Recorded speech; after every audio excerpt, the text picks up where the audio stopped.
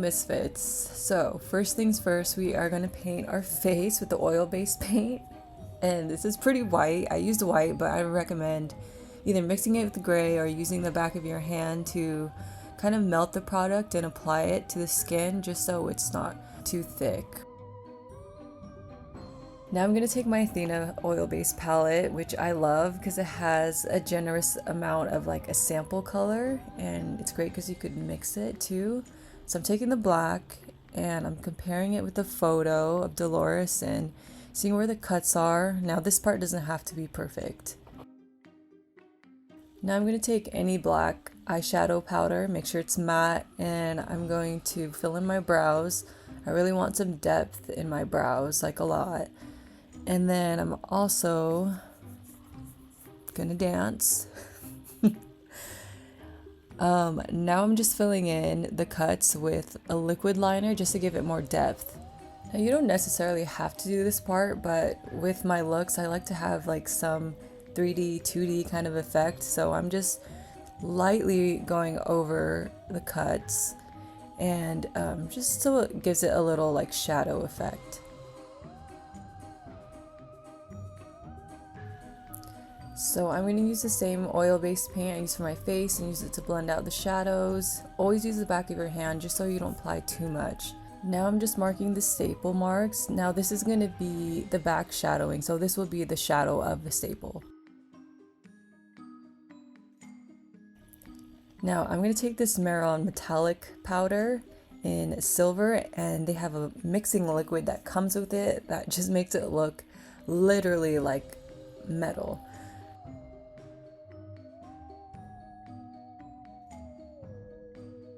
So I'm literally just drawing like a line. It's already metallic, I don't have to perfect anything, but you can if you want to. So any gray powder I'm just gonna take and pretty much contour like regular. But yeah, whoa. I forgot I made a widow's peak on myself. So you don't have to do that, but I just really wanted to get into the character. So Monica Bellucci has a widow's peak and I wanted to do it too. So I'm just blending out that contour carefully. These are very contrasting colors on my skin and the contour, so I just want to make sure, I'm not wiping it off or anything. Now I'm going to take my Maron setting powder. This is great for special effects, so I'm going to pat that right on just to ensure nothing wipes off. Now we're going to go in with our black eyeshadow and we are going to do the smoky eye. And the smoky eye is pretty messy, like she cried through it, so it doesn't have to be super perfect, but I am going to elongate it just to get that shape, but not do too much of a cat eye. I'm also going to go right underneath the lash line. Now we're going to take a black kohl liner just to give it more depth and fill in any gaps. I'm going to go in my lash line, not too close to the waterline, but the lash line, and fill it in the top and bottom. I'm going through my waterline on the bottom. Now I'm going to go in with my finger and just smudge it on just to give it more depth. So I'd usually spray like water on my eyes to make it look like I've been crying to give that effect, but since we have face paint on, I'm not sure how that's going to handle. So we're just mimicking it with just mascara and smudging it places. Also putting on my brows for much more depth. Now I'm going to go in with this beautiful MAC color liner.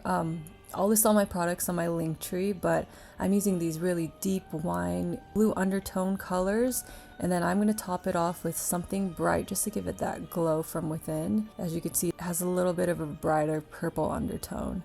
Now for I've Been Sleeping for 1,000 Years look, I am contouring my under eyes very lightly with black eyeshadow. So the goal for this look was to really be light-handed when it comes to the dead looking part of the look. I didn't want it to look too realistic. You could see she's still like pretty glam. Like I just highlighted the inner corner of my eyes, my nose, and just how I would regularly highlight.